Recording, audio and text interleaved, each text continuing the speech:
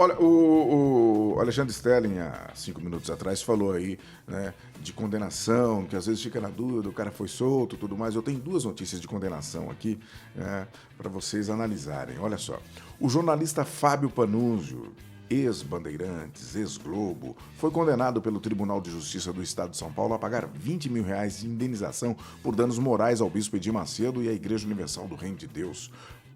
Panunzio disse que irá recorrer ao Superior Tribunal de Justiça. O motivo da ação seriam comentários feitos pelo jornalista nas redes sociais a uma exibição, a uma reportagem, a exibição de vídeos de uma série exibida pelo casal TVI de Portugal, na qual denuncia que a IURD, Igreja Universal do Reino de Deus, teria promovido uma rede de raptos de crianças com base em Lisboa. Pois é.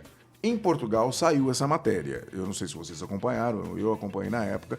Saiu uma matéria que a Igreja Universal fazia tráfico de crianças. Do Brasil para lá? Não, lá em Portugal. Lá em Portugal, fazia lá. Né? E esse TVI, esse canal TVI de Lisboa, fez uma matéria gigantesca a respeito disso aí. Fracionada, cada dia um pedaço e tudo mais. Pois bem, o Fábio Panunzio fez o comentário em cima, do jeito que nós estamos comentando aqui, só que ele, uma maneira um pouco mais agressiva, ele comentou nas redes sociais. Júnior, ele foi condenado a 20 mil. E aí? Olha, que defesa que dá? Não. Ele está comentando um outro assunto, não foi ele que fez a matéria. Tá. Às vezes, a forma é mais importante do que o conteúdo. Eu posso falar a mesma notícia de várias e várias formas. Dependendo da conotação que ele deu à matéria, se ele afirmou, por exemplo, que aquilo realmente aconteceu, ou que aquilo é fato, etc e tal, aí ele está, às vezes, se alongando às margens da notícia, ou seja, está passando do limite da notícia, né? Eu acredito, não sei, estou vendo aqui a notícia, mas eu acredito que ele deva ter extrapolado os limites da mera informação, porque o jornalismo, ele deve fazer o quê? Levar a informação. No máximo, um comentário sobre a informação, mas não estender essa informação. Se estendeu, deve ser responsabilizado. Agora, se não houve isso, se ele simplesmente reproduziu as notícias que surgiram em Portugal, eu lembro que nessa época eu estava lá, eu lembro... Então você viu a matéria? Eu vi a matéria lá.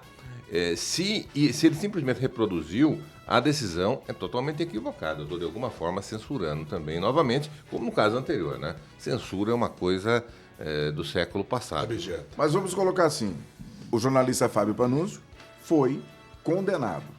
Agora, um outro caso, o cara foi condenado e solto. E agora é uma coisa um pouco bem mais pesada e um pouco, enfim, uma condenação muito maior do que R$20 mil. O ministro do Superior Tribunal de Justiça, Reinaldo Soares da Fonseca, anulou a condenação de 145 anos de prisão imposta pela Lava Jato a Paulo Vieira de Souza, conhecido como Paulo Preto, ex-diretor da Dersa e suposto operador do PSDB e da Odebrecht, baseada na regra de que um réu delatado não pode se pronunciar depois que um delator no processo. A decisão atende à manifestação da defesa da filha de Paulo Vieira, Tatiana Cremonini, condenada na mesma ação penal a 24 anos de reclusão. Olha, o STJ segue a linha do STF.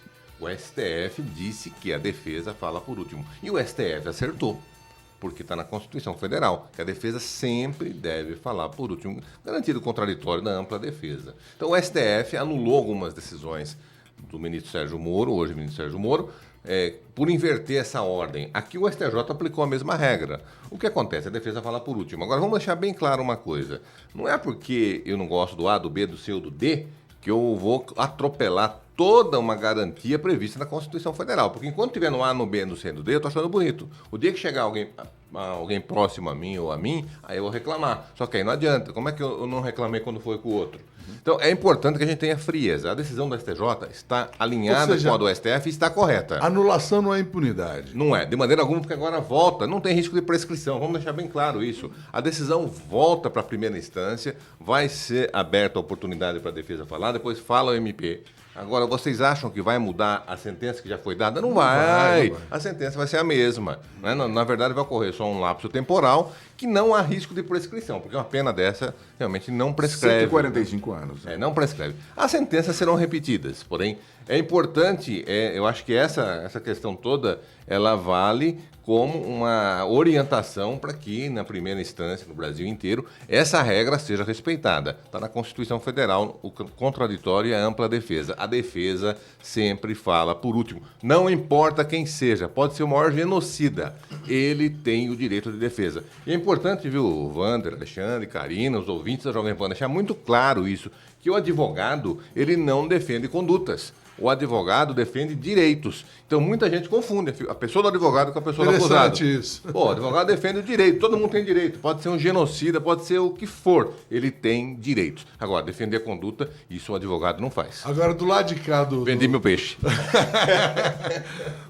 Do lado de cá do que não é profissional da área, você fez a ênfase nos 145 anos. No Brasil não tem pena perpétua. Então, Não tem. Pois, de 30 vai para 40. Tinha que né? mudar, na verdade, a execução, né? Penal. É que O não é problema, mesmo sendo 40, né? ninguém Os fica grandes 40, problemas né? aqui. E as pessoas estavam falando, o advogado não defende a conduta. As pessoas são muito movidas pela emoção quando elas veem esses casos e tal. Elas querem que a pessoa fique Ainda 100 bem que o anos na advogado não cadeia. se move pela emoção, senão a gente tava complicado. Não, mas né? as pessoas, enfim, não entendem muito de direito, quem não estudou, e elas são movidas pela emoção. Elas querem que a pessoa fique 100 anos na cadeia. Pois é, mover Como pela dizia o Hitler, as massas são femininas. Não, porque Pior é que quando é se move verdade. pela emoção, o que a gente vê é apedrejamento em praça pública, né? Aí a gente perde a civilidade.